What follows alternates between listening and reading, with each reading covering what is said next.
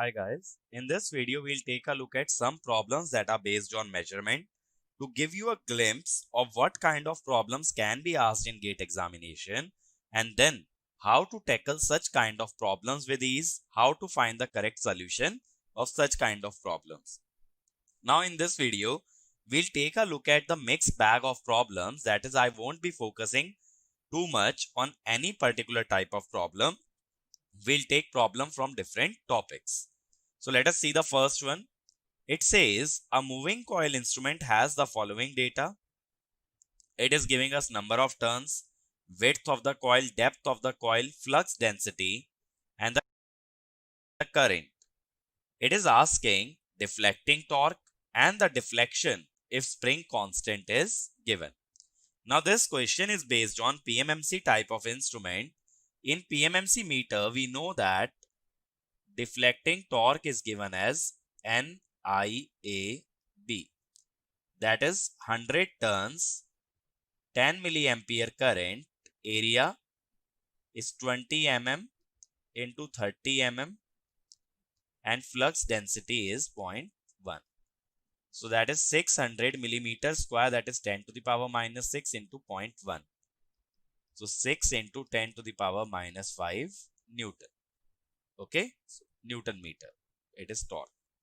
Okay, that is your torque. Now it is asking the deflection. We know that under steady state, deflecting torque equal to controlling torque, which is k theta. So deflection is nothing but deflecting torque by k. That is 6 into 10 to the power minus 5 whole divided by k, 2 into 10 to the power minus 6. So that is 3 into 10 to the power 1, or you can say 30 degree. That will be your deflection. Okay. So for PMMC instrument, you have to remember that the torque is given by NIAB, and the PMMC meters, they are mainly used for measuring the average value. Moving to the next problem, it says current was measured during the test as 30.4 ampere flowing in a resistor of 0.105. It is discovered later that the ammeter reading was low by 1.2% and marked resistance was high by 0.3%. Find the true power as a percentage of the power that was originally calculated. Okay. Now we know that the power is given by I square R.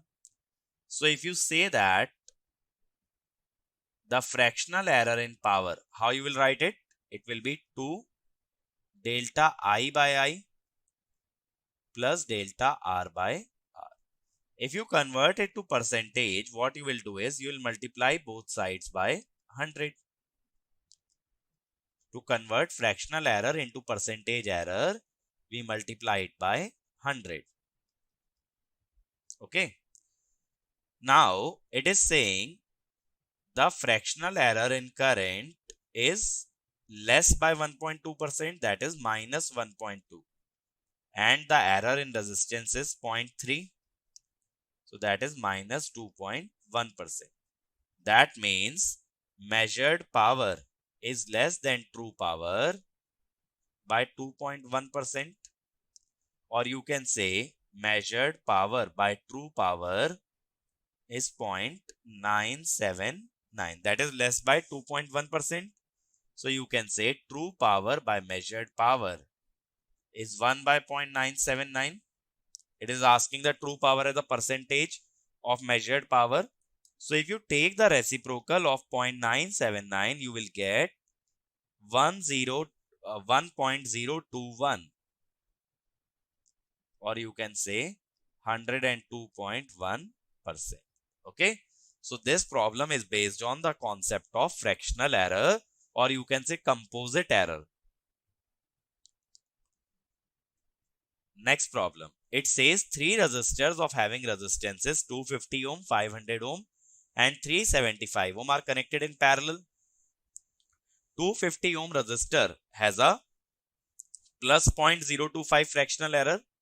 500 ohm has a minus 0.036 fractional error, and 375 has a plus 0.014 fractional error.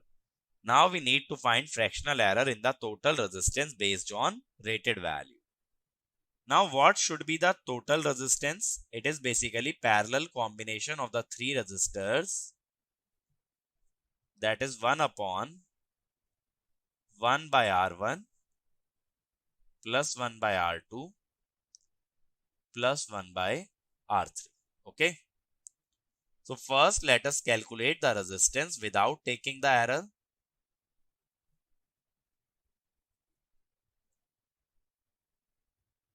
Okay. This is how you will calculate. It will come out as 115.38 ohm.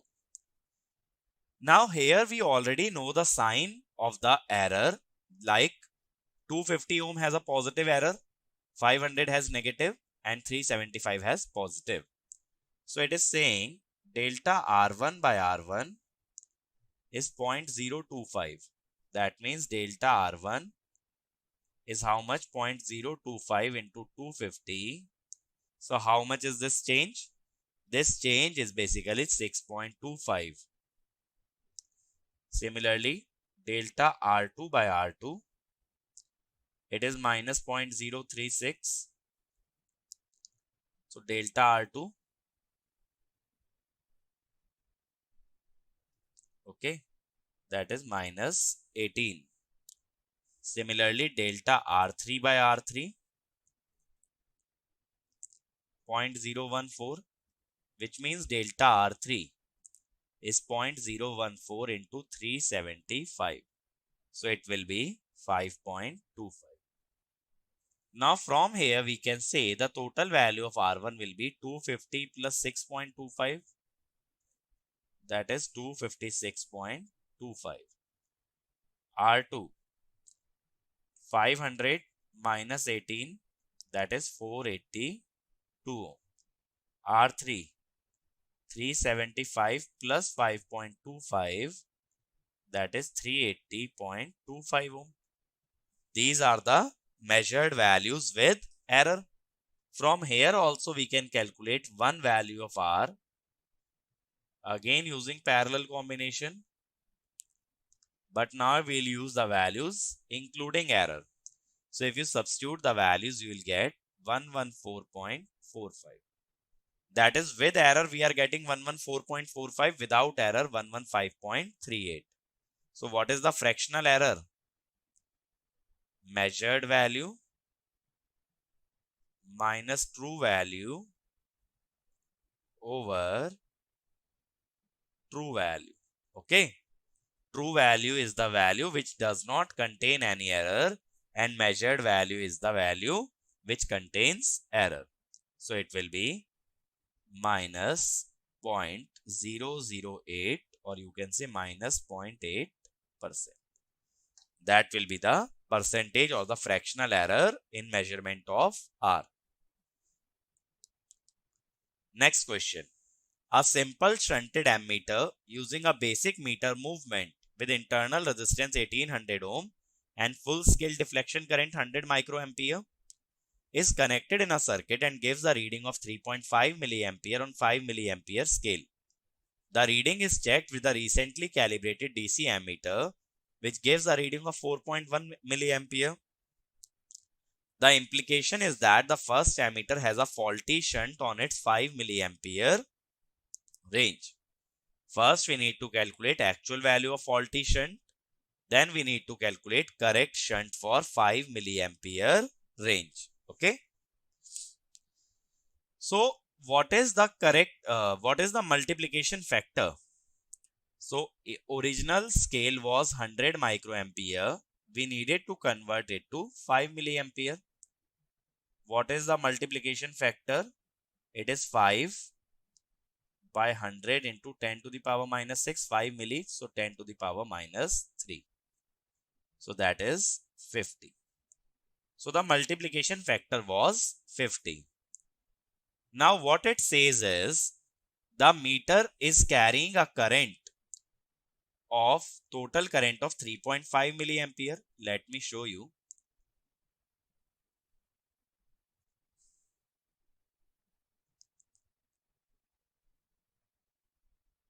the meter is suggesting that the reading is 3.5 milliampere on 5 milliampere scale. That is, reading is 70% of full scale value, right? 3.5 milliampere means 70% of full scale value. That means the meter current is nothing but 70% of IFS. Full scale current of meter is 100 microampere. That is 70 microampere. If meter is displaying 70% of the reading, it means it is carrying 70% of the current. So the current here is 70 microampere. But it is saying the total current should be 4.1 instead of 3.5. That means the actual current that is coming here is 4.1. So I am saying 3.5 is incorrect reading. But what I am seeing is 3.5 is nothing but 70% of full scale, which means the current carried by meter is basically 70% of full scale. But the total current is 4.1 milliampere. Now meter resistance is 1800 ohm. So what I'll say, 1800 into 70 microampere is basically 4.1 minus 0.07 into RSH. Okay, into 10 to the power minus 3 actually, it is in milli. So RSH is 18 into 7 by 4.03. So if you calculate this value, 18 into 7 will become 126 divided by 4.03. So it comes out to be 31.26. So that is the value of shunt resistance being used. Okay. Now what we want to know is what should be the correct value of shunt. For that we have multiplication factor. So the correct value of shunt should be Rm over M minus 1. Okay.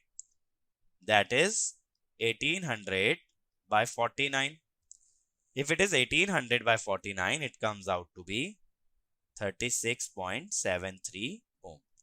So we should have used 36.73 ohm, but what we have used is 31.26, which means that we are using wrong value of shunt and hence we are getting incorrect reading. Okay. Now, next question. It says a moving coil instrument whose resistance is 5 ohm and whose working current is 0.015 is to be used with a manganese shunt to measure 100 ampere. We need to find the error caused by 10 degree centigrade rise in temperature if temperature coefficient of copper and manganese are given. Okay. So now if you are using 0.015 ampere meter to measure 100 ampere, so it is saying meter resistance is 5 ohm, new range is 100 ampere and the old range of meter is 0.015 ampere. So what is the multiplication factor is 100 by 0.015.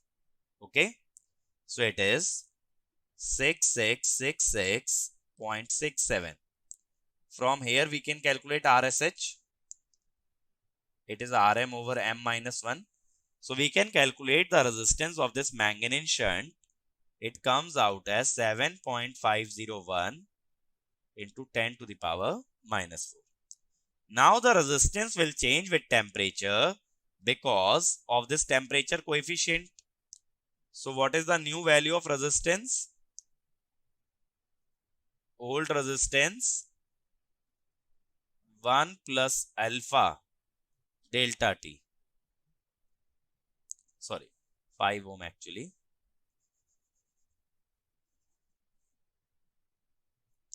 Five into 1.04 is 5.2 ohm. Okay. Now what happens to the new shunt resistance after change of temperature? 1 plus 0.00015 into 10. Okay. So what you will get is 7.51125 into 10 to the power minus 5, 10 to the power minus 4 ohm. Now it says we need to find the error caused. Earlier, when 100 ampere total current was coming into the ammeter, the meter was actually carrying 0.015. What it means is, when the current coming into ammeter is 100 ampere, the actual current going into meter is 0.015. Now let us see, if total current I is 100 ampere, what is the current going into meter? I'll say I RSH dash over RSH dash plus RM dash, that is 100 into 7.51125 10 to the power minus 4 by 5.2 plus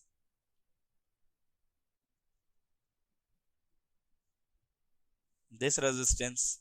So it comes out as, so instead of 0.015, current is 0.0144. So how much is the percentage error? The measured value will be corresponding to 0.0144, but the current that should have gone is 0.015. Okay, so it will give minus 3.7%. That is, the reading will be reduced by 3.7% as compared to the actual value.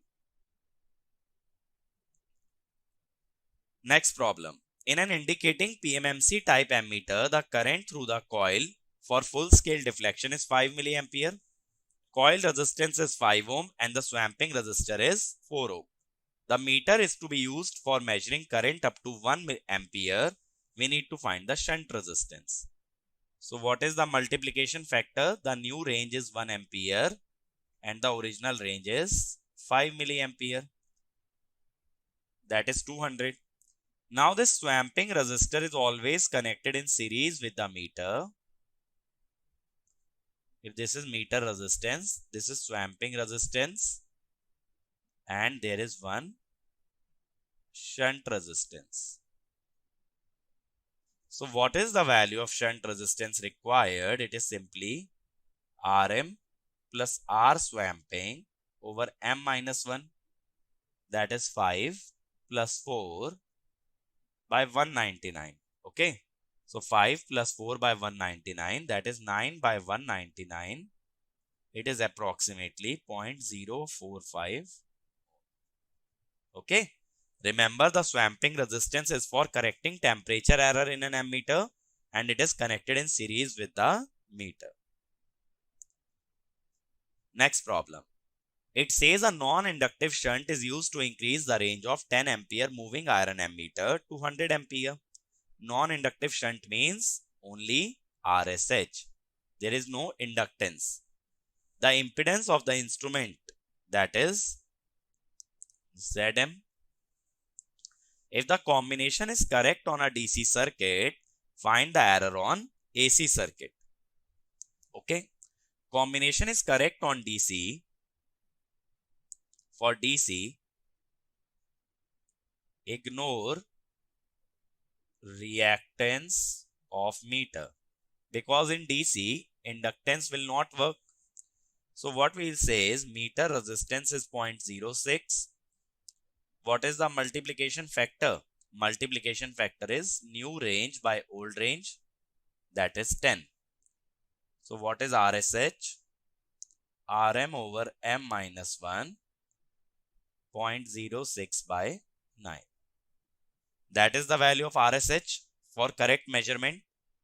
Now what happens in case of AC measurement? We also have to consider the reactance of the meter. We cannot ignore the reactance. So how does the meter look like? This is Rm, this is Xm, and then we have a non-inductive shunt. Okay. Now it is asking what is the error. That is, if 100 ampere current is coming, meter should carry 10 ampere. So if 100 ampere current is coming, how much current is going into the meter? It is I into RSH over total. Okay. 100 into 0.06 by 9. 0.06 by 9 plus J 4.71 into 10 to the power minus 3. That is 6 over 0.6 plus J 4.71 into 9 into 10 to the power minus 3.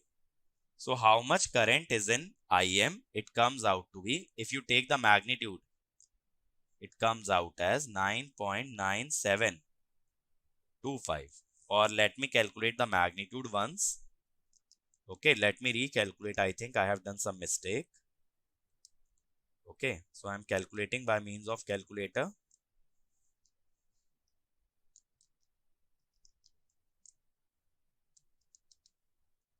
Okay, let me plug in the values.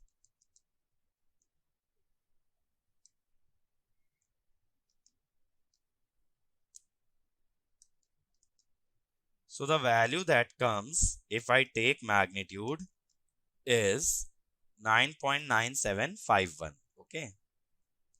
So that is the current that goes into the meter. Now, once I know the value of the current going into the meter, we always know that deflection is based on the current. So what is the percentage error? It is measured value of current and then the true value of current by true value of current. Actually, the meter should have carried 10 ampere, but it is carrying 9.9751. Okay. So what is the difference?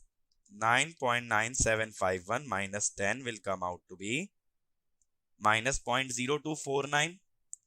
So minus 0.249%. Okay. So that is almost minus 25%. Next problem. It says an electrodynamic wattmeter is used to measure power in a single phase circuit. The load voltage is 230 volt and current is 5 ampere at a lagging power factor of 0.1. The wattmeter potential coil resistance is given and reactance is negligible. We need to find percentage error in wattmeter reading when inductance of coil is 100 millihenry and pressure coil is connected on the load side. Now, due to inductance of the pressure coil, there is always an error in the reading of the wattmeter. What is that error? If we talk about percentage error, it is tan phi tan beta into 100%. But remember, apply this formula only if beta is small. Okay. Now, how to calculate tan beta? It is x. X is actually omega L. What is the frequency? Since the frequency is not given, what we can do is, we can use a frequency of 50 Hertz. What else can we do? Okay. So that we'll use 100 pi, that is 2 pi into 50 into L over R. That is pi by 10 to the power 3. This is very small. That means beta is small.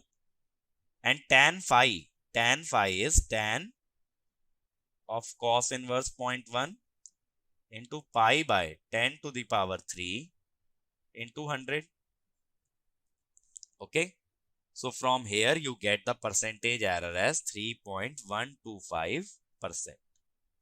That is your percentage error due to potential coil inductance. Okay. So remember, if you even remember the direct formula, but this formula can only be applied if beta is small. Otherwise, what you could have done is, the measured value of power is VI. How much? VI cos beta cos phi minus beta, and true power is Vi cos phi. From here also you can calculate the percentage error. Next problem. A single phase load of 100 angle minus 36.9 degree ohm is connected across Ry. The current coil is connected in series with the load, whereas pressure coil is connected between B and N. We need to obtain wattmeter reading assuming VRN as reference phasor. So what it says is VRN will be the reference 415 by root 3 angle 0. But pressure coil is connected between B and N. For positive phase sequence, VBN will lead Rn by 120 degree. And it says current coil is connected in series with the load, and load is connected between R and Y. For that we need VRY. VRY will lead the VRN by 30 degree. Line voltage leads the phase voltage by 30 degree. So what is the load current? Load current is the current through current coil, that is VRY by Z, 415 angle 30 by 100 angle minus 36.9. That is 4.15 angle 66.9 degree. Now whenever you want to find out wattmeter reading, what you will do? VPC, ICC, cos of angle between VPC and ICC. 415 by root 3 into 4.15 into cos. Angle is how much? 120 minus 66.9. So this comes out as 597.02 watt. Okay. So no need to draw the phasor diagram. If you just remember how you can calculate one voltage from the other, you can directly find the reading. Moving to the last problem of this set, it says that the network shown in the figure is connected to 3-phase 400 volt 50 Hz supply. Calculate reading of the wattmeter. So let me say A, B, C. Okay. If this is ABC, this minus J53 is connected between A and B, and 50 plus J40 is connected between A and C. So let us take VAB as reference. So what you will say VAB is 400 angle 0 degree volt. So what about VCA? It will lead VAB by 120 degree, which means VAC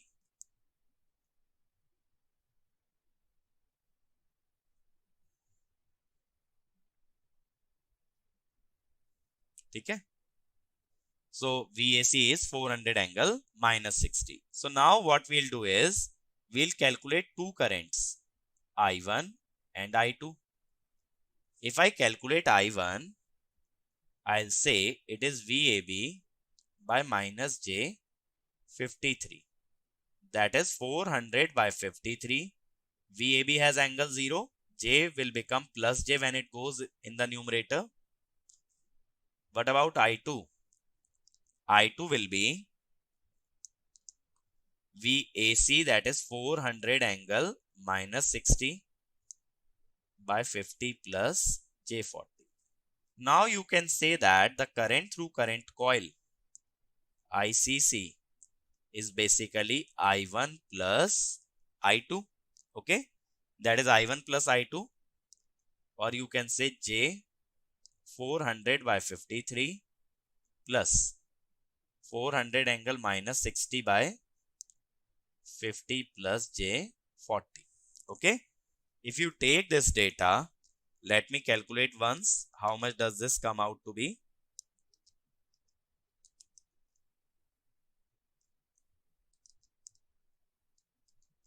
Okay, I am feeding this data into calculator. So if I take in polar form, it comes out to be 1.662.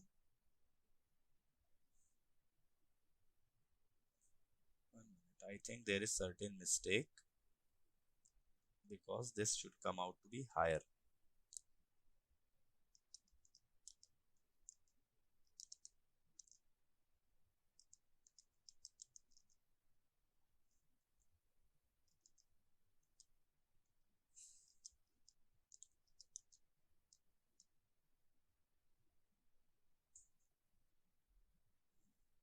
If we now take,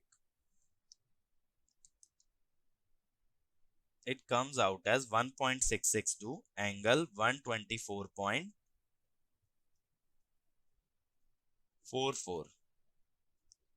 Okay, that is the current coil current. If you see the potential coil is connected between C and B. So you can say VBC is 400 angle minus 120. So VCB is 400 angle 60. Okay, 400 angle 60. So what we can say is power reading is VPC ICC. This VCB is VPC cos of angle between them. Okay, that is 400 into 1.662 into cos of angle between them 60 minus 124.44. Okay, so if we calculate the result,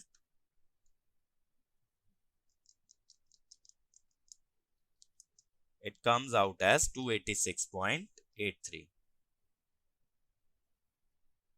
Okay, that is the reading of your wattmeter. Is it fine?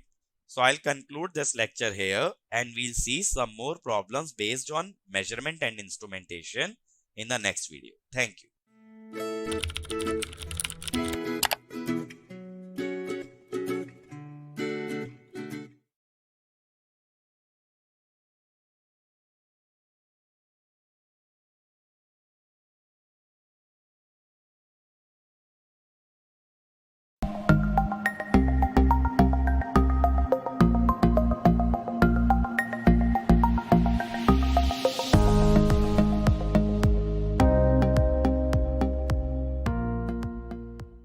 Hi guys, in this video we'll continue from where we left off in the last video and we'll take a look at some other problems based on measurement so that you get a good exposure in the different type of problems and the problem solving technique. So the first question on the screen says a 10 ampere electrodynamic ammeter is controlled by a spring having a constant 0.1 into 10 to the power minus 6 Newton meter per degree. The full scale deflection is 110 degree. We need to determine the inductance of the instrument when measuring a current of 10 ampere. The mutual inductance at 0 degree deflection is 2 microhenry and the change of mutual inductance is linear with deflection. If it says the change in mutual inductance is linear with deflection, it means dm by d theta is to be treated as constant. Now in electrodynamic ammeter, what is the deflecting torque? It is I square dm by d theta. Remember, in moving iron we have a factor of half, but in electrodynamometer we don't have any factor of half. So under steady state this will be equal to k theta. Now it is asking the inductance when measuring a current of 10 ampere and the mutual inductance at 0 degree deflection is 2 microhenry. So now if we see current is 10 ampere, we don't know about dm by d theta. Spring constant is 0.1 into 10 to the power minus 6 and deflection is 110 degree. So dm by d theta is 0.11 into 10 to the power minus 6. Okay. Now what happens is it will be Henry per degree. If you want to convert it to radian, this will be coming in Henry per radian. This will actually be in Henry per radian. By default, if you don't know the unit of any quantity, it will be in Henry per radian. Now, if you want to find out mutual inductance, what you will do? It will be mutual inductance initial plus dm by d theta into change in theta. Initial mutual inductance is 2 microhenry. Then it is 0.11 microhenry per radian into angle is how much? Angle is 110 degree. 110 degree when it is converted to radian, it is 110 into pi by 180. So it comes out as 2.21 microhenry. Okay.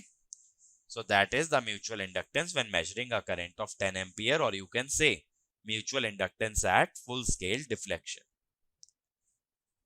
Next problem. A rectifier type instrument uses a bridge rectifier and has its scale calibrated in terms of RMS value of sine wave. It indicates a value of 2.22 when measuring a triangular wave shape as you estimate peak and RMS value of applied voltage. So when it says the scale is calibrated in terms of RMS value, it means that the PMMC instrument inside rectifier type instrument will measure average of rectified wave and then it will multiply it by 1.11, which is basically form factor of sine wave, because its scale is calibrated for sine wave. Now the reading that it is giving is 2.22 volt. This has been obtained after multiplying by 1.11, which means the average value of rectified wave is 2.22 divided by 1.11, that is 2 volt. That is the average value of triangular wave shape after rectification is 2 volt. Okay. So its average value will be 2 volt. Now what we want is the RMS and the peak value. In triangular shape, V average is nothing but V peak upon 2. That means V peak is 4 volt. And in triangular, V RMS is V peak by root 3. That is 4 by root 3. Okay, these are the peak and RMS value. Now it asks us to calculate the error. So percentage error is measured RMS value. Measured is the indicated by instrument minus true RMS value divided by the true value into 100%. So this comes out as minus 3.9%. Okay, that is the indicated value by the instrument is less by 3.9% as compared to the actual value. Next question. A current of 0.5 plus 0.3 sin omega t minus 0.2 sin 2 omega t is passed through a circuit shown in the figure. We need to find reading of each instrument if omega is 10 to the power 6. Now this electrostatic instrument measures RMS voltage, moving coil measures average current, and hot wire measures RMS current. Okay. So that is the quantity that they are interested in. Now for the first electrostatic meter, it is measuring the voltage across inductor. So what is the reactance of inductor? For the frequency omega, it is omega into 1 millihenry. Omega is given as 10 to the power 6, 1000 ohm. But the current also has a component of 2 omega. So what is the reactance for 2 omega? Again 2 omega into 1 millihenry, 2000 ohm. So what is the voltage across inductor? The voltage across inductor for DC current, inductor becomes short circuited. So DC voltage does not appear across inductor. For AC current, 0.3 into 1000, that is 300. Inductor voltage leads the current by 90 degree. For 2 omega, minus 0.2 into 2000, that is 400. Again, voltage leads the current by 90 degree. Now the first meter will give RMS value of this voltage, that is under root 300 square by 2 plus 400 square by 2, that is 500 by root. Okay. So what I have done is I have calculated the value of voltage across the inductor and then I have found out the RMS value. The second, in case of resistor, resistor has a fixed value 1000 ohm. It does not depend on frequency. So it is simply IR. So 0.5 into 1000, 500. 0.3 into 1000, 300. 0.2 into 1000 is 200. Now if you calculate the reading of second meter, it will again be RMS value of this equation, that is DC square plus half AC square. Okay. If you calculate DC square plus half AC square, then what you will get is the reading of the voltage across resistance. So it comes out as 561 volt. Now, moving iron measures average current. No current will enter the voltmeter because voltmeter is always treated as open. So whatever is the total current, that will go through moving coil. So the reading of moving coil ammeter is average current or the DC value, that is 0.5 ampere. What about moving reading of hot wire, that is RMS. So root over DC square plus half AC square. So it comes out as 0.561 ampere. So these are the readings of different instruments connected in this circuit. Okay. But you need to understand how to calculate RMS value and average value of a Fourier series. Then only you can solve such kind of question. Next question. A 230 volt single phase watt hour meter has a constant load current of 4 ampere passing through it for 6 hours at UPF. If meter disk makes 2208 revolution during this period, what is the meter constant? And calculate power factor of the load if the number of revolution made by meter are 1472 when operating at 230 volt 5 ampere for 4 hours. So there are two questions in this. It is saying, first question, the voltage is 230 volt, the current is 4 ampere and the time is 6 hours and power factor is unity. Now it is saying meter is making 2208 revolution. We need to find meter constant in revolution per kilowatt hour. So what is the energy? Vi cos phi into T. 230 into 4 into 1 into 6. That is 920 into 6. 5520 watt hour, that is 5.52 kilowatt hour. Okay, that is the energy. So what is the meter constant? For meter constant, we need revolution per kilowatt hour. That is, we have to divide revolution by kilowatt hour or the energy. So 2208 by 5.52, it comes out as 400. In the next part of the problem, it says, calculate power factor if number of revolution made by meter are 1472. Now it says the revolution are 1472 and we know meter constant as 400 revolution per kilowatt hour. So if you divide revolution by K, you can figure out the energy. Okay, 14.72 by 4, that is 3.68. That is the energy. Now energy is nothing but power into time. So 230 into 5 into cos phi, that is power.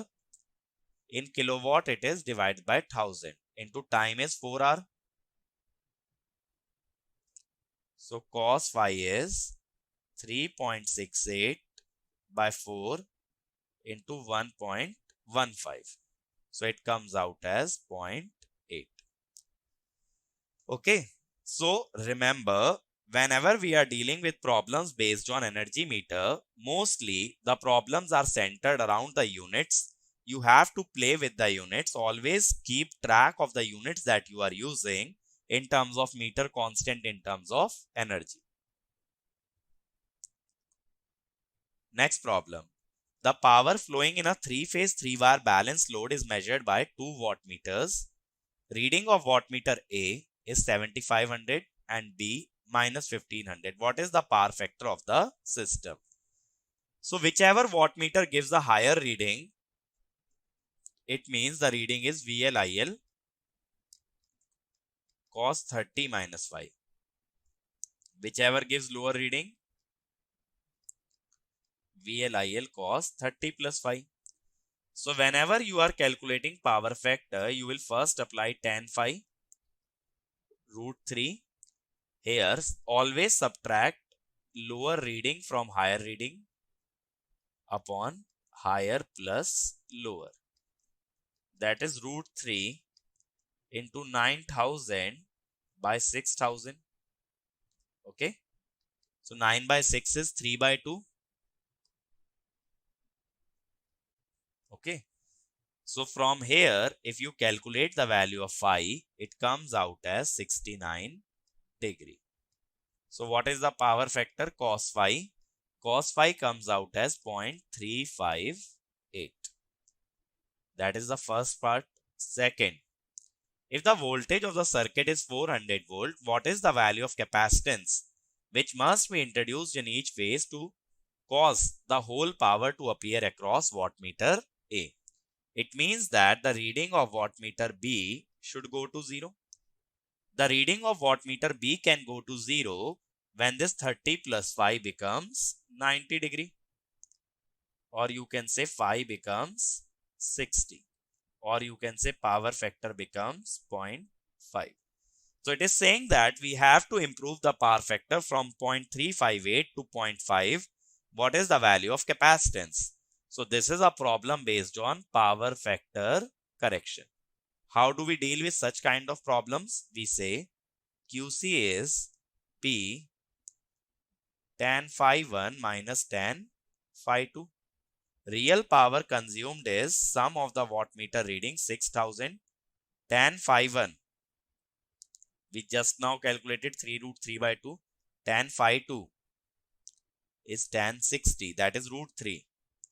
So 6000 into root 3 by 2.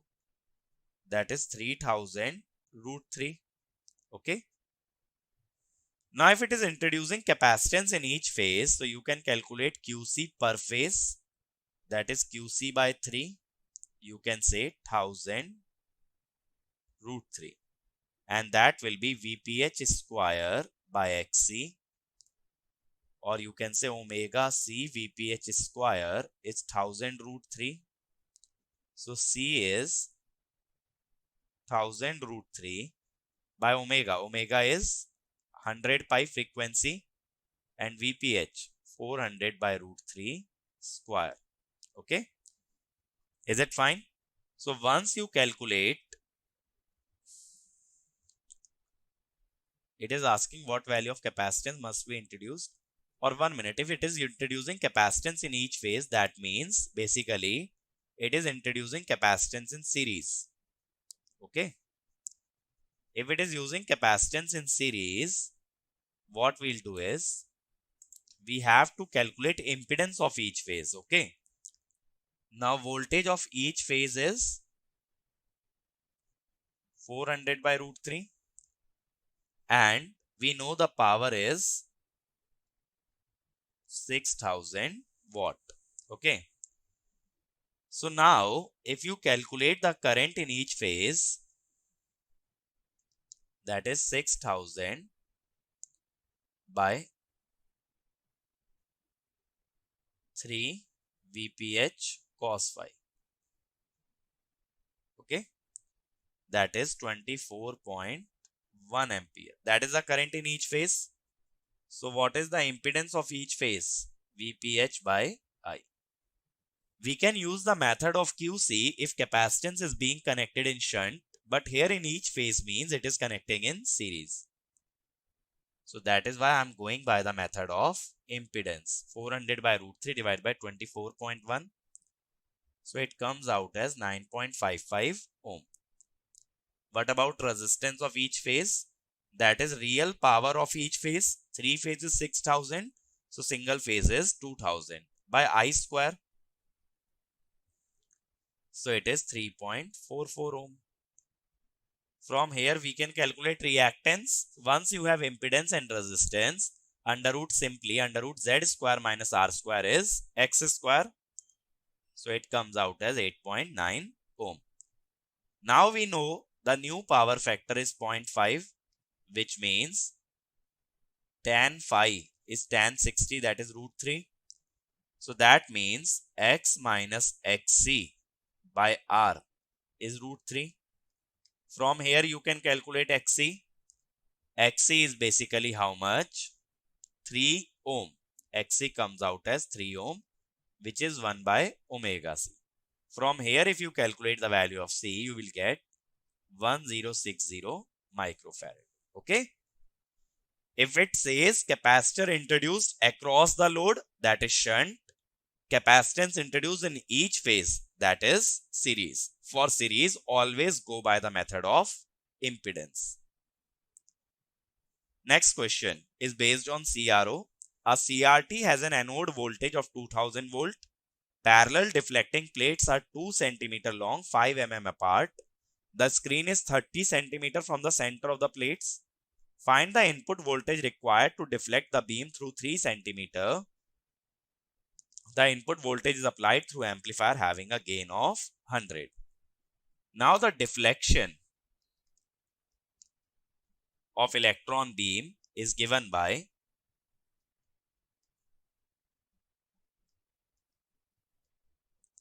this expression. Here capital L is the distance between the center. First of all, let me put the values. Deflection of the beam is 3 cm, right?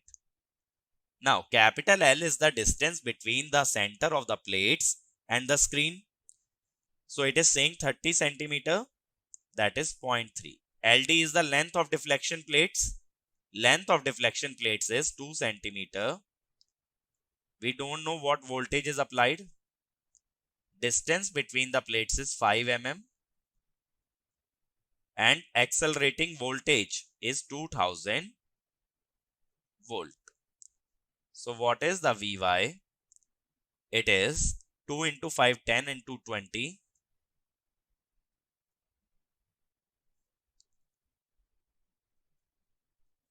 So that is 10. But this voltage has been applied. Okay. This voltage has been 1 minute. 5 mm apart. So this is 0.005. 2000. 2 into 5, 10 into 2, 20. So 0.03 into 20 by 0.02 and 0.3. So that is, it will be 3 into 20 by 6, 60 by 6, that will be 10. I think my calculation is correct here. It will be 10 only. So this voltage has been applied after an overall gain of 100. That means the input voltage is equal to voltage applied by gain. What I mean to say is if I input a voltage of V, it will pass through amplifier and then it will be applied to the plates. So Vy is basically the voltage reaching the plates. So what is the voltage applied? That is the voltage reaching the plates by 100. That is 0.1 volt. Next question. Voltage E1 is applied to horizontal input and E2 to the vertical input of a CRO. E1 and E2 have same frequency. Trace on the screen is an ellipse. The slope of major axis is negative.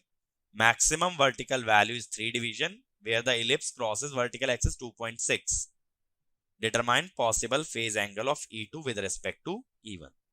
What it is basically saying is that we are getting an ellipse, okay, and the slope of major axis is negative. If the slope of major axis is negative, this will be your major axis. And how will the ellipse look like? The ellipse will look something like this.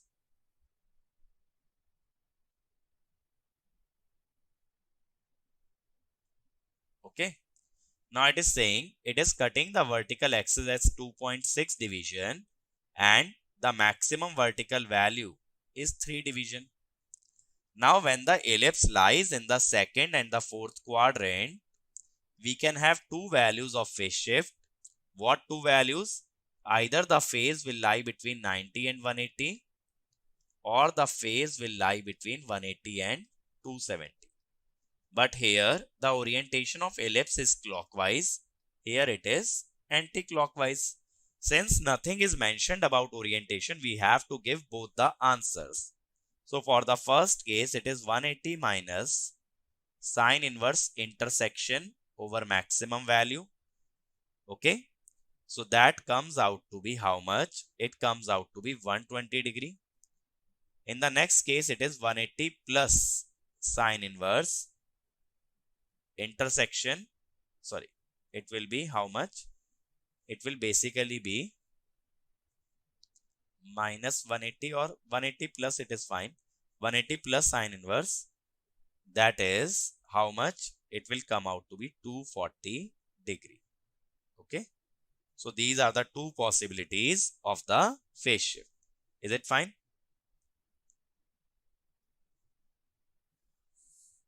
Next question.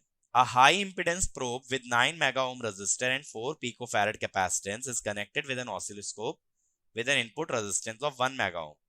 If effective capacitance is reduced to 3.6 picofarad when probe was connected, what is the capacitance of picofarad of the oscilloscope alone? So what happens is when we connect a probe, we represent a probe by parallel combination of R and C. So the probe impedance is 9 mega ohm and its capacitance is 4 picofarad. Okay. Now it is applied to an oscilloscope with a resistance 1 mega ohm in parallel with a capacitance, that is the oscilloscope capacitance, which you can call as C in. It is saying the overall capacitance is 3.6 picofarad. Now due to series combination, overall capacitance basically becomes CI CP by CI plus CP. That is why it is reduced. So 1 by 3.6 is 1 by CP plus 1 by CI. So 1 by CI is 1 by 3.6 minus 1 by 4. That is 0.4 by 4 into 3.6. So CI is 36 picofarad. That is the input capacitance of the CRO. Okay, in series combination, effective capacitance reduces. Next question. If the distance of the screen from a CRT to center of deflection plates is 15 centimeter, length of deflection plates is 2 centimeter, distance between the plates and accelerating potential is given. We need to find deflection sensitivity. So the deflection of electron beam is given as LLDVy by 2dVA. Sensitivity is simply D upon Vy, which is LLD by 2dVA. Distance of CRT from the center of deflection plates, screen from center of deflection plates is 15 centimeter. Length of plates is 2 centimeter. Distance between the plates is 1 centimeter and accelerating voltage is 500. Okay. So that is 0.15 by 500. Is it fine? So it is basically how much? 0.03 into 10 to the power minus 2. But it is asking in volt per centimeter and centimeter per volt. So this will become 0.03 centimeter per volt. Okay. So the answer would be B. Moving to the last problem. It says primary winding exciting current of a current transformer with a bar primary. Bar primary means number of turns on primary winding is equal to 1. Nominal ratio means turns ratio 100:1. Operating on an external burden, that is the load. Non-inductive means resistive. Secondary winding resistance is 0.2, is 1.9 ampere. What is 1.9 ampere? In starting, it was telling about exciting current. So it is your exciting current or I0. Lagging 40.6 degree to secondary voltage reversed with secondary turns equal to 100. With 1 ampere flowing in secondary winding, we need to find actual ratio of primary winding current to the secondary winding current. So what it says is,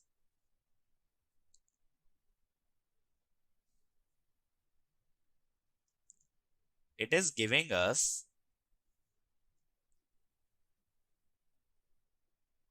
I0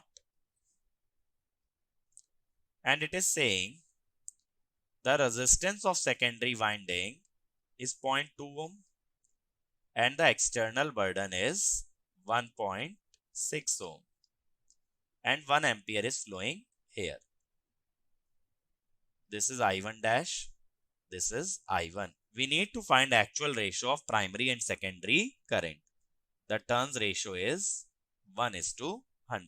Okay, because N1 is primary turns is 1, secondary turns is 100.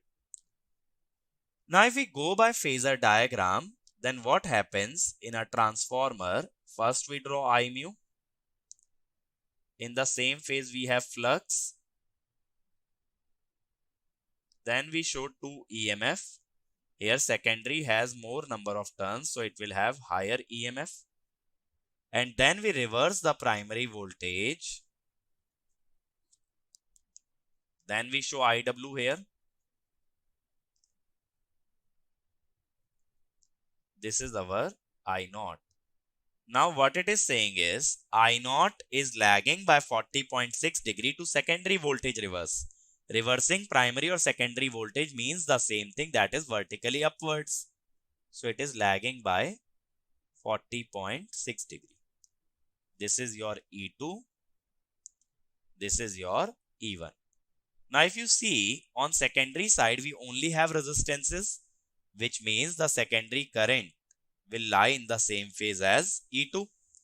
But when we draw I1 dash will be drawn opposite to I2. And sum of I1 dash and I0 will give us the value of I1. So how to calculate I1 dash? It is N secondary by N primary into I secondary, that is 100 ampere. Now if you take it as reference, I1 dash phasor is 100 angle 0. I0 phasor is 1.9 angle minus 40.6. So what is I1?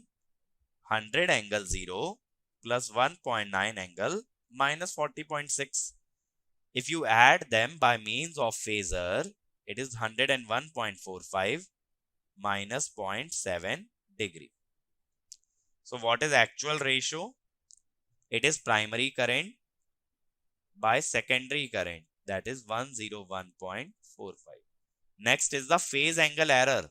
Phase angle error is the shifting observed in the current.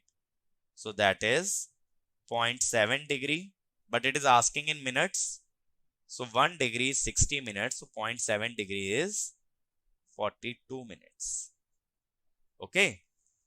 So that will be the answer to this problem. If you go by phasor approach or transformer approach, you don't have to memorize any expression for the case of current transformer. So I'll conclude this lecture hereby, and in the next video, we'll take a look at some more problems based on measurement. Thank you.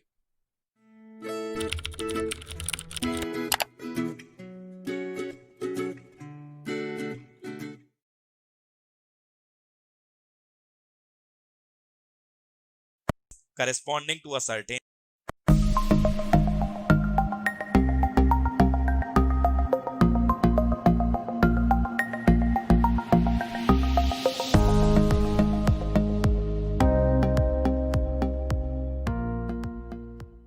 Hi guys, in this video we'll continue from where we left off and we'll take a look at the problems that are based on CRO, digital instruments and also bridges. Okay, so let us start with the first problem. It says an oscilloscope is operated in XY display mode. List 1 suggests various Y and X input signal and given below list 2 depicts Lissajous figures. We need to match list 1 with list 2. Okay, so first let us see. In the first A option, the first signal on Y deflection plate is 10 cos theta and on the X it is 5 sin theta. So if you want to find out the equation between Y and X, what you will do is Vy over 10 whole square plus Vx by 5 whole square. This should be 1. That means in this it is an equation of an ellipse with Vy varying between minus 10 and 10 and Vx varying between minus 5 and 5. That means the major axis or Vy, major axis, that is the axis having a more length, is along y-axis, which means this is R. So the answer for A would be R. It will be an ellipse whose major axis will be along y. Next, let us see the second one. In the second one, Vy is minus 10 cos theta, Vx is 10 sin theta. If you simply add Vy square plus Vx square, it is 100. This is the equation of a circle. So the equation of a circle is being satisfied by option S. So B has S. C. Vy is 5 sin theta, Vx is 10 sin theta. So Vx is 2 Vy. So this is a straight line, that is T. D. Vy is 5 cos theta, Vx is 10 sin theta. That is just opposite of A. Okay. So it will be an ellipse centered or whose major axis will lie along X. The amplitude of X is higher, right? So the major axis will lie along X. It will be P. Otherwise, what you can do is you can also derive it. You will do Vy upon 5 square plus Vx by 10 square is 1. That is major axis is along X whose length is, or you can say Vx varies between minus 10 and 10. Minor axis is along Y whose value varies between minus 5 and 5. Last one, Vy is minus 10 sin theta, Vx is 10 sin theta. So Vy equal to minus Vx. It is a straight line that is given by Q. So which option is matching? That is D. Okay. So just in this case, since both the frequencies are same, we can just derive the relation between X and Y, and based on that we can find the result. Next problem. An analog oscilloscope is calibrated for 10 volt per division and its sweep circuit is set for 50 millisecond. Sweep circuit basically is applying a voltage on horizontal deflection plates. Okay. 2.5 cycle sine wave with a distance of 3 division between lower and upper extremities appear on the screen. Sweep circuit being set for 50 millisecond means the time period of the ramp signal is basically 50 millisecond. That means the time axis of CRO has a length equal to 50 millisecond. Okay. In this we have 2.5 cycle of sine wave. That is 2.5 times the time period of sine wave. That is 50 millisecond. So the time period of sine wave is basically 20 millisecond. So what is the frequency? 1000 by 20, that is 50 hertz. Now it is saying the number of division between the upper maximum and lower maximum is basically 3. Between upper and lower maximum, there are 3 division. That means twice the amplitude is equal to 3 division, and 1 division is 10 volt, that is 30 volt. So the peak voltage is 15 volt. So what is the RMS value of voltage? 15 by root 2, that is 10.61. So the answer would be B. Okay. This type of question is called as calibration of CRO, where we have to find the value of the time axis and the voltage axis. Next question. A 10.5 digit timer counter possesses a base clock of frequency 100 MHz. When measuring a particular input, the reading obtained is same in frequency mode of operation with gating time 1 second, period mode of operation in x 10 nanosecond scale. We need to find the frequency of unknown input. In such kind of question, what is meant by this frequency mode of operation is that when we are taking the reading, we are trying to find the frequency of the unknown signal. For that, what we do is, the signal acts as a clock and we apply a gating pulse here whose width it is telling as 1 second. Okay. So signal is acting like a clock. Now the output of this AND gate is provided to a counter. This will act as a clock.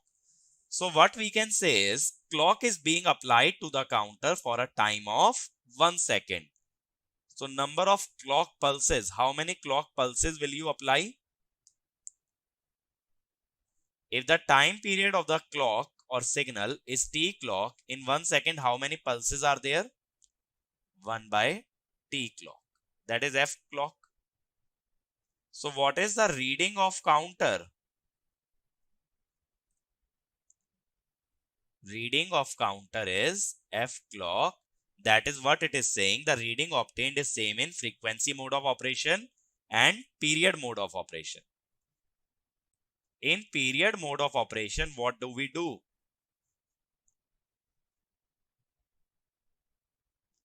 In period mode of operation, the unknown signal acts as a gating signal, and the clock is basically the base clock that it has mentioned in the first line, and this output is applied to a counter. Now again you should ask yourself, how many clock pulses will it count?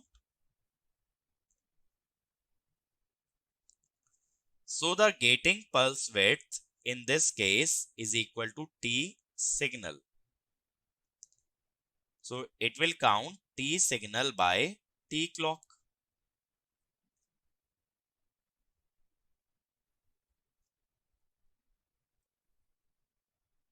Okay, here clock was actually signal. But it is saying the reading obtained is same in both the cases. That is, the first reading F signal, second reading F clock by F signal. Both are equal, which means F signal square is F clock, or F signal is root over F clock. F clock is 100 megahertz, 10 to the power 8, that is 10 to the power 4 or 10,000 hertz. Okay. So that is the frequency of the unknown signal. Next question. An unbalanced Wheatstone bridge is given in the figure. the current through galvanometer in microampere. Whenever you see a problem based on unbalanced Wheatstone bridge, always try and apply the method of Thevenin. So what we'll do is, we'll first open circuit the galvanometer.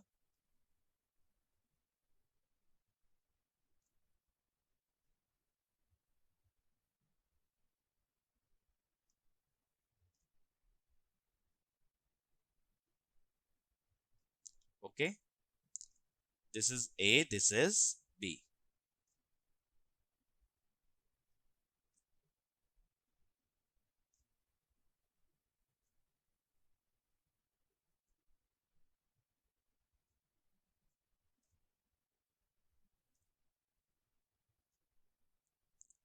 So if you apply voltage division, what you can say, voltage of A is 6 into 3.5 by 4.5, that is 14 by 3 volt. What about voltage of B? Again apply voltage division, 6 into 10 by 12.5, that is 24 by 5. So what is VTH? It is VA minus VB, 14 into 5 minus 24 into 3 by 15, that is minus 2 by 15. Okay. What about RTH? If you calculate RTH across the galvanometer, you will first have to short circuit the supply. So it will be 3.5 parallel 1 plus 10 parallel 2.5. Okay. So it comes out as 2.778 kilo. Okay.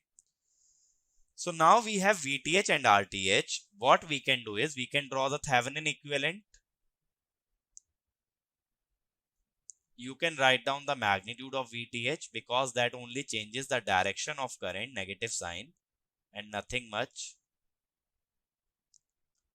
2.778 kilo ohm, and galvanometer resistance 300 ohm, or you can say 0.3 kilo ohm. Then what will be the current through the galvanometer? It is 2 by 15 divided by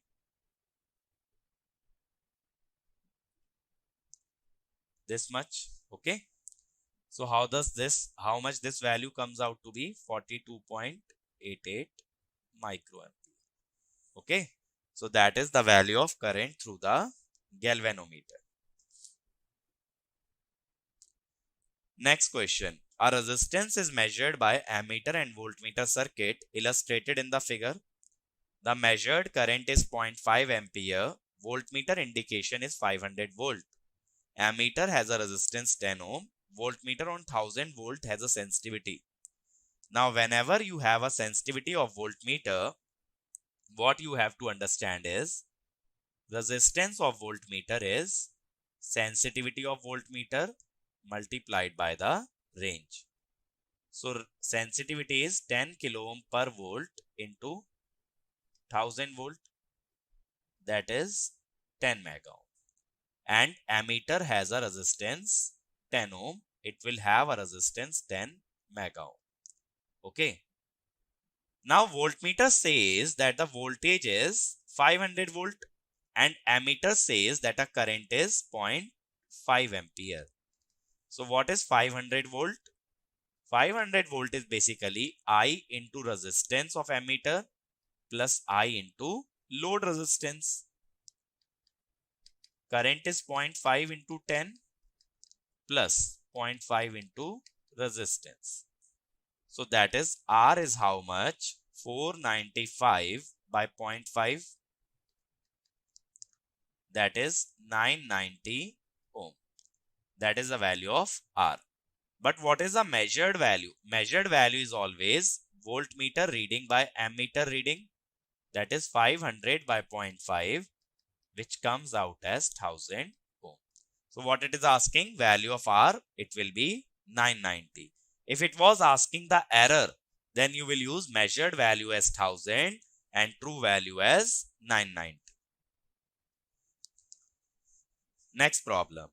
The AC bridge shown in the figure is used to measure an unknown inductance that has internal resistance Rx. Bridge parameters are given R1, R2, C2 and omega. C1 is adjustable from 10 picofarad to 150, R4 from 0 to 10. We need to find largest value of Rx and Lx. So what is the only thing that you have to remember in bridge balancing is product of opposite branches impedance should always be equal. Z2 is this one, R2 C2, Z4 is R4, ZX is RX LX and Z1 is R1 C1. So ZX is how much? Z2 Z4 by Z1, or you can say Z2 Z4 Y1. ZX is Rx plus j omega Lx, Z2 R2 plus 1 by j omega C2, Z4 R4 Y1. In parallel combination, admittances are added. Okay. So from here we can say Rx plus j omega Lx is R2 R4 by R1. First I am collecting the real terms, plus C1 R4 by C2. Okay. Then next is the imaginary terms. First one, j omega C1 R2 R4 plus 1 by j omega C2 R1 R4. Okay. That will be the imaginary term. Now if you compare the real and imaginary part, what you will say is Rx comes out as R2 R4 by R1 plus C4 R2 by C4 R4 by C2. That is the value that we derived. C1 R4, sorry. This is C1 R4. If we compare imaginary parts, omega Lx is how much? Omega C1 R2 R4 minus, why minus? Because it has j in the denominator. If you take it in the numerator, it will get subtracted. It is R4 by omega C2 R1.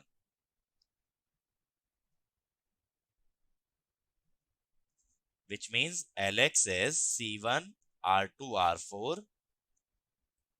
minus R4 by omega square C2 R1. Now here if you calculate the value of Rx, it comes out as R2 R4 by R1.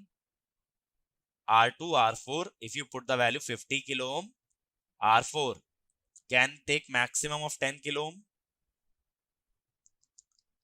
50 into 10 by R1. R1 is how much? R1 is 20 kilo ohm. Plus C1. C1 is 0.003 microfarad. Okay. 0.003. Right. C1 is 0.003 microfarad. Sorry, C2 is 0.003. C1 is adjustable from 10 to 150. So for maximum value, we'll use 150 picofarad. R4 is 10 kilo ohm. C2 0.003 microfarad. If you simplify, you will get the value of Rx as 25.5 kilo. Now when we talk about Lx, again C1 will take maximum value. R2 will be 50 kilo ohm. R4 will also take maximum value minus maximum value, okay, upon omega square. Omega was given as 10 to the power 6. Omega square means 10 to the power 12. C2 is 3 into 10 to the power minus 9. R1 is 20 into 10 to the power 3. So it comes out as 74.8 millihenry. That is the largest value of Lx that can be measured by this bridge. Okay. So first always try and derive the expressions, because once you have the expression, then substituting value is a very trivial task. Next problem. In a measurement of resistance by substitution method, a standard 0.5 mega ohm resistor was used and had a resistance of, galvanometer had a resistance of 10,000 ohm. Gave deflection as follows. So how is the setup of substitution method? We have a rheostat, we have a galvanometer, then we have a switch which can be connected to two terminals, one which is your test resistance, other which is your standard resistance. And then we have a voltage source. This question does not talk about rheostat, so what I'll say, rheostat resistance is 0. We only have galvanometer. What is the current in this instrument? The current in this instrument is simply, if test resistance is connected, it is V by Rg plus Rt. If standard resistance is connected, it is V by Rg plus S. Okay. Now, whatever is the deflection is always proportional to current. So it is saying when standard resistance was connected, the deflection was 41 division. So the current of standard resistance is proportional to 41.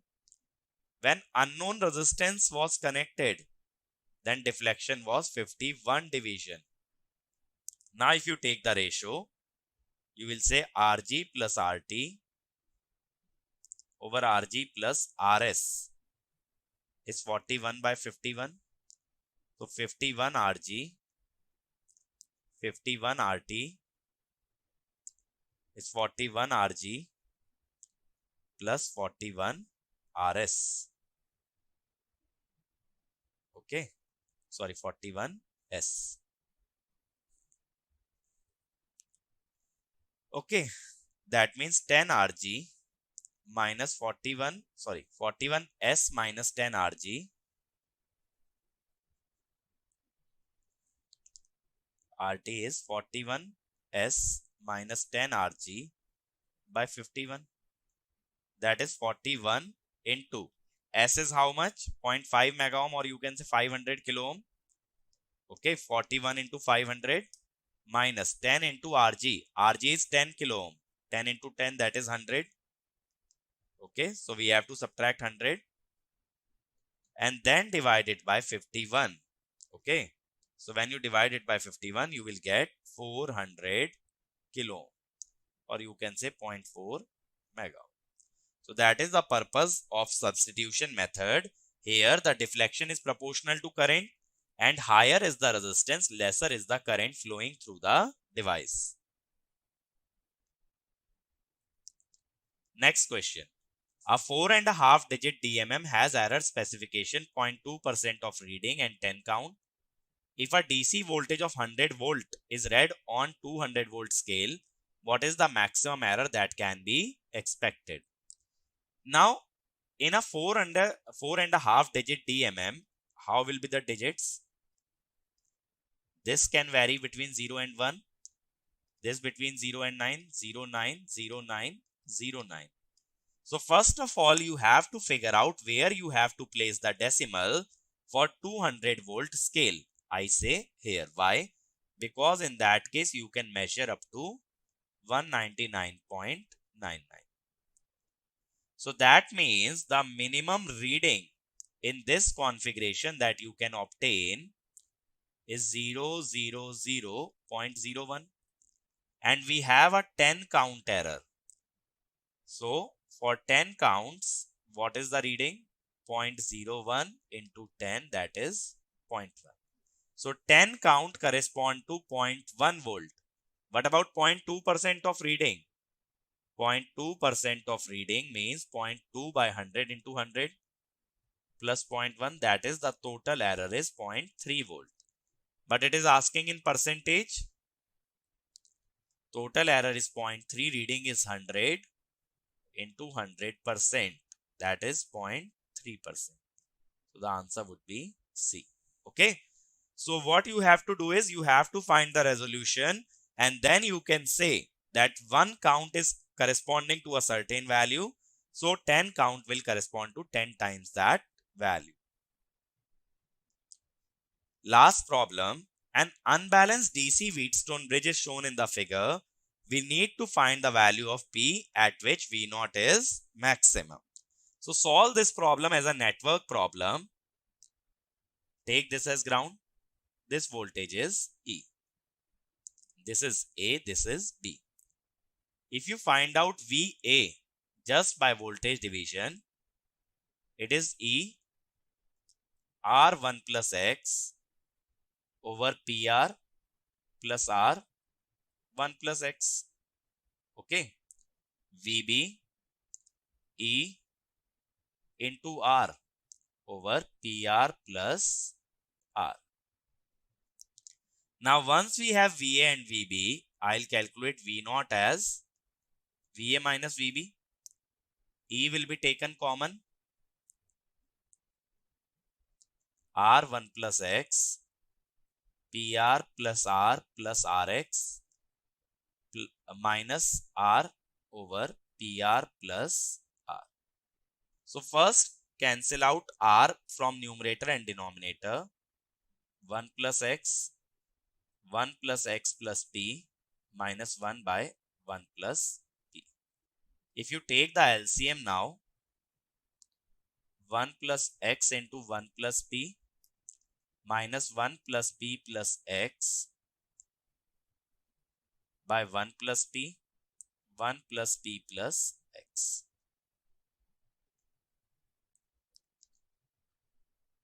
1 plus XP plus X plus P minus 1 minus P minus X. So this X, 1 and P get cancelled. In denominator we have 1 plus P plus X.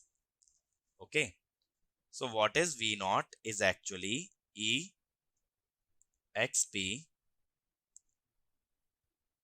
1 plus P plus X.